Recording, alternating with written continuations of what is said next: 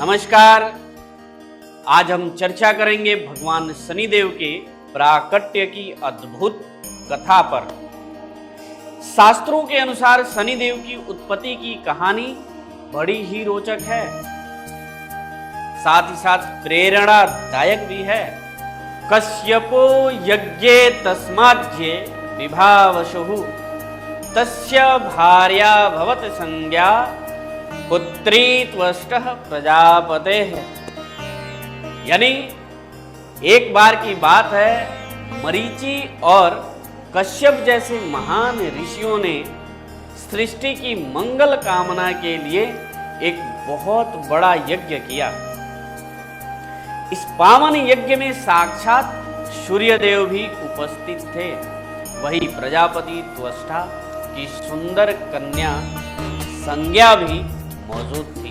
संज्ञा की अद्भुत सुंदरता को देख भगवान सूर्य उन पर मोहित हो गए। संज्ञा भी सूर्यदेव के तेजस्वी स्वरूप की ओर आकर्षित हुई और फलतः दोनों का विधि विधान के साथ विवाह संपन्न हुआ।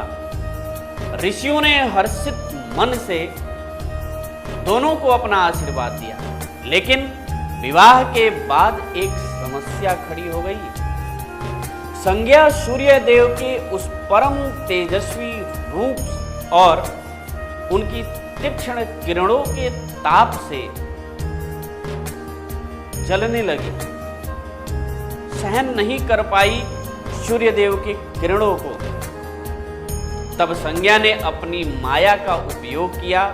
उन्होंने अपनी ही छाया से एक स्वरूप प्रकट किया और उसका नाम रखा स्वर्णा। संज्ञा ने अपनी छाया स्वर्णा से कहा कि हे स्वर्णा, मेरे वचनों को ध्यान से सुनो।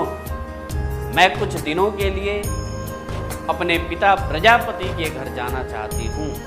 तब तक तुम निशंक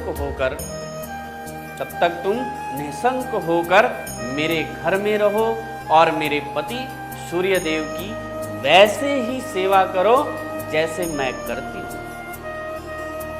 इतना कहकर संज्ञा अपने पिता के घर चली गई। सूर्यदेव स्वर्णा को ही संज्ञा समझकर उनके साथ रहने लगे। समय बीतने के साथ स्वर्णा और सूर्यदेव की 3 संतानें हुई। प्रथम पुत्र शांवर्णी मनु, द्वितीय पुत्र शनिदेव और तृतीय पुत्र यम यानी यमराज। शास्त्रों में कहा गया है, सावर्णाम जनयामास मनुश्रेष्ठ महीपते तनैश्चरम द्वितीयं च सुतं मदा तृतीयकम्।